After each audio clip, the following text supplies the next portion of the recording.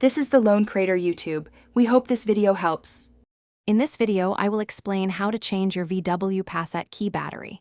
It's a simple task that can save you a trip to the dealership.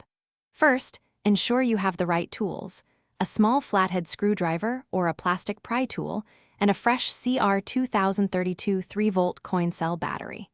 These are readily available at most stores. Having these items ready will make the process smooth and quick. Now, let's open the key fob. Begin by locating the small release button on the side of your key fob and press it to slide out the physical emergency key blade. This reveals a small slot.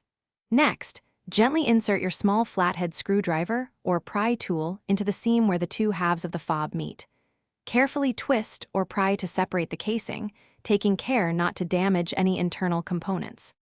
With the key fob open, you will see the round battery inside. Take a moment to observe which way the old battery is facing, typically with the positive side facing upwards. Use your screwdriver or a fingernail to gently pop out the old, dead battery.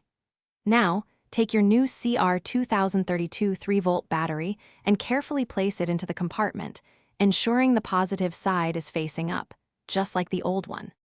Almost done.